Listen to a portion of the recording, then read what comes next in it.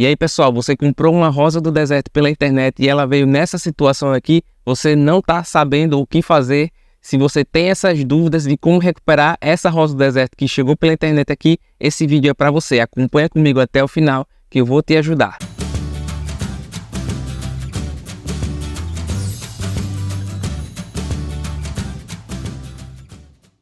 Primeiro eu queria te falar que isso daqui é muito normal. A maioria dos produtores, eles enviam as plantas assim, dessa forma. Para quê? Para evitar o risco de apodrecimento de raiz durante o transporte. É muito comum as plantas apodrecerem porque ela continua o seu processo vegetativo se tiver com as suas raízes e folhas bem assim, do jeitinho que ela estava no viveiro. Então ela continua o seu processo vegetativo.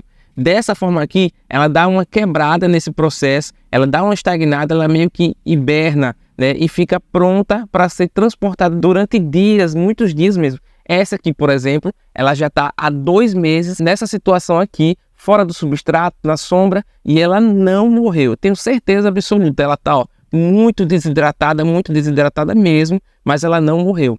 E eu vou mostrar nesse vídeo aqui como fazer a recuperação dela, como é a forma de cultivo, como é a rega, né? Eu vou aproveitar para desmistificar grandes mitos, né, que o povo ensina pela internet aí e que já foi cientificamente comprovado que isso não funciona, né? A primeira coisa é, eu devo colocar a minha planta de molho na água durante 2 horas para ela poder se reidratar. Eu queria te dizer que não precisa fazer isso, tá? Muita gente ensinou sim na internet no passado aí que quando a planta chega assim desidratada, você precisa deixar ela na água aqui para ela se hidratar novamente e depois plantar. Eu queria te falar que isso é um mito, porque quando a planta está nessa situação aqui, ela não tem raízes capilares ainda suficiente para reidratação. Por isso que ela não vai conseguir absorver essa água. Outro mito é a vitamina B1. Muita gente ensinou na internet aí, ensina até hoje que a vitamina B1 é bom para o enraizamento, você deixa na água com vitamina B1. Gente, isso não tem comprovação científica nenhuma, muito menos testes empíricos comprovando que isso daqui funciona. É puro achismo. Existem sim algumas substâncias que estimulam o enraizamento, mas não é dessa forma que ensinam na internet, colocando a planta de molho na água com tal vitamina que ela vai enraizar, muito menos casca de banana, outras receitas caseiras aí. Esse enraizamento ele funciona no processo vegetativo da planta, quando ela já está no seu substrato, com a diferença de claridade entre o substrato e o resto da planta. Então eu vou te mostrar aqui como fazer a forma mais simples de fazer a recuperação dessa plantinha. E o que a gente vai precisar para começar o processo de recuperação. Vamos lá, vamos listar aqui, ó, um vaso, tá? Não pode ser um vaso muito grande, porque o vaso muito grande vai fazer o substrato ficar molhado por mais tempo. Quanto menor o vaso nesse primeiro momento, aqui, ó, só para iniciar o enraizamento dela, é melhor, porque o vaso pequeno ele seca mais rápido do que um vaso grande. Outra coisa que a gente vai precisar é de substrato. Esse substrato aqui é um substrato específico para rosa do deserto. Muita gente tem essa mania de mandar enraizar em areia grossa. Eu, pessoalmente, eu não recomendo fazer esse enraizamento em areia grossa. Funciona muito bem, porém é muito difícil você encontrar uma areia grossa que esteja descontaminada. É mais comum assim, se você mora em uma região de interior, que você retira a areia ali direto do rio, areia lavada, aí sim, essa dá para utilizar, tá? Mas na cidade, aquela areia que você compra na sua loja de material de construção, geralmente ela é contaminada, né, com dejetos de animais, cachorro, gato que fica ali na rua, e geralmente a areia fica exposta na rua e essa areia fica contaminada. Então, o risco dessa planta aqui adquirir uma coisa chamada nematóide nas raízes é muito grande. E também que a areia comprada em material de construção geralmente também não é uma areia tão grossa assim, como a gente encontra nos rios, a areia lavada, né, que é essa que é indicada sim para fazer o enraizamento.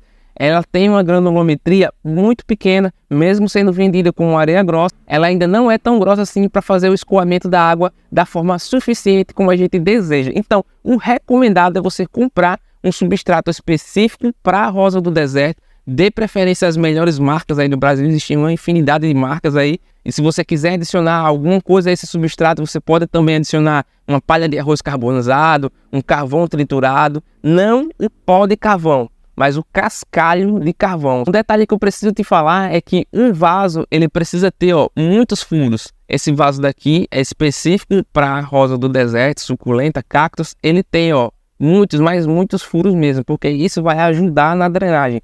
Se você quiser utilizar uma camada de drenagem, também pode, mas não é uma obrigatoriedade. Se o seu substrato for bom, não precisa dessa camada de drenagem. Serve para justamente isso, auxiliar a drenagem do vaso. Mas como esse vaso aqui tem muitos furos e o meu substrato é de excelente qualidade, a gente vai fazer o plantio normal. Olha só, tá vendo essas raízes fininhas aqui? São elas que são responsáveis pela alimentação da planta. Ó. Essa raiz aqui, ela vai criar novas raizinhas capilares e elas vai fazer a hidratação da planta. Então, quando você vê uma planta dessa forma aqui, o ideal é que você consiga enterrar o máximo de raízes capilares, né, abaixo do substrato, porque são essas raízes que vai fazer a recuperação da planta. Então vamos lá fazer o processo. Eu vou te mostrar aqui algo bem simples e ao longo do vídeo eu vou te explicar assim sobre rega, sobre sol, tá vendo? Vamos lá, ó. Vaso, a gente vai colocar aqui um pouquinho de substrato, só um pouquinho mesmo. Ó, vamos acomodar aqui a nossa plantinha dessa forma que fique todas as raízes capilares abaixo do nível do vaso, tá? E agora é só completar. É dessa forma aqui que eu fiz. A gente pode apertar a planta para ela ficar mais firme, para não mexer aqui. Não, não é bom, isso não é bom. A gente vai estar compactando de forma manual esse substrato. E quanto mais aerado for o substrato, mais fácil é o enraizamento. Agora que a gente já fez esse plantio, surgem muitas dúvidas, né? Eu posso deixar essa planta no sol? Eu posso já regar? Como é que eu faço a rega? Eu queria te explicar aqui o seguinte.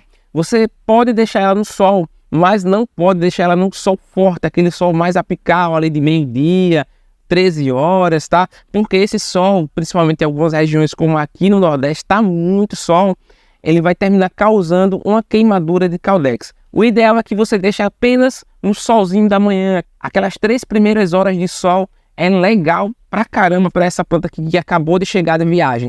Quanto à rega, eu posso já regar aqui imediatamente. Você vê que esse substrato ele já está um pouquinho úmido, tá? Então eu não vou regar essa planta, não precisa regar essa planta agora, até porque ela não tem tantas raízes capilares assim para fazer a absorção da água.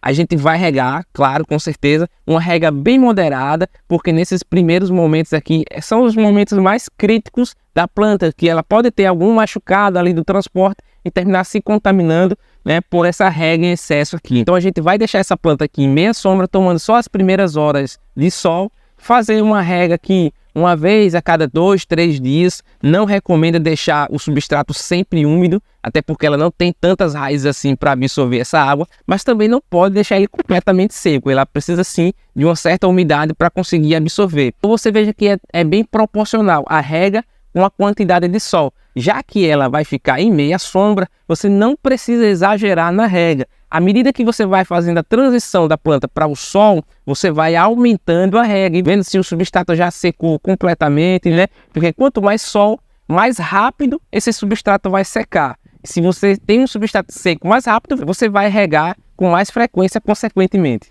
Agora eu preciso te falar sobre o tempo de recuperação dessa planta. Na primeira semana é a semana mais crítica, é onde ela vai começar a quebrar a dormência da viagem, é onde ela vai começar a criar as primeiras raízes capilares. É uma semana que você não vai sentir diferença alguma na planta, ela vai estar lá paradinha, não vai nem se hidratar nem nada. Na segunda semana você já consegue ver uma diferença, que ela vai estar brotando as suas primeiras folhinhas. Se por acaso ela vir com folhas assim, ó, pode arrancar, tá? Que essas folhas não estão adaptadas ao novo ambiente. E na segunda semana ela vai estar começando a dar as suas primeiras folhinhas.